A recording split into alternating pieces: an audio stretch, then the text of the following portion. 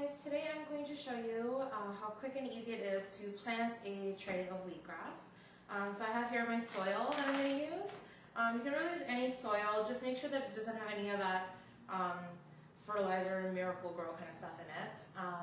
And have my sprouted wheatgrass seeds that have been soaking for a couple of days, soaking and rinsing for a couple of days until they get like a little tail on them.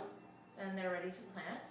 And I also have the trays that I like to use.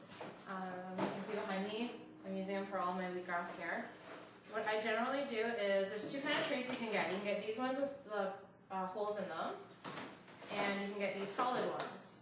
So what I like to do is put a solid one on the bottom, and then put one with the holes in it on top of that, and then I save this one for later. I'll show you what to do with it later. So I have my two trays on top of each other here. Just get this soil open.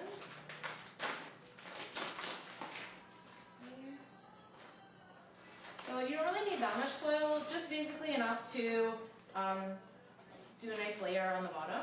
So like maybe 3 or 4 scoops.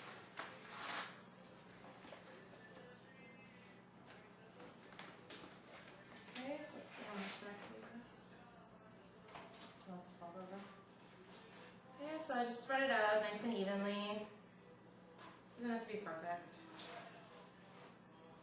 Okay, so once it's spread out evenly, you just need to tap it down a little bit. You don't have to press it down, so you can just either take like your shovel and just tap it down a little bit, or you can use this extra tray if you just want to put it on top and just press it down lightly.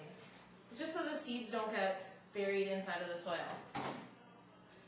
Okay, so after that's all done, then just lay out your seeds. Okay, so you want a nice thick layer. You want all the seeds to be like really snug together, but you don't want them like overlapping into a thick layer. So I'll show you after just laying them out here. So you want to cover the entire, just like little bits of soil showing, but basically covering the whole thing. A little more.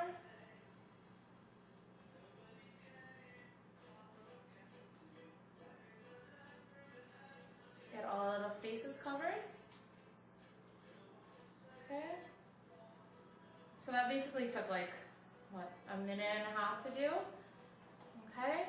So I'll show you. So you can see it's a pretty thick layer, but it's not like overlapping. So it's not like it's not as thick as the soil.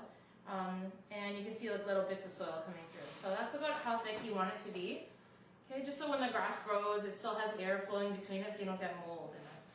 Okay, and then after that, you take this extra tray that you saved, and for the first couple of days while it's growing, you're going to want to keep it covered like that, just so that after every time you water it, just cover it back up so that it doesn't dry out, so the moisture stays on it.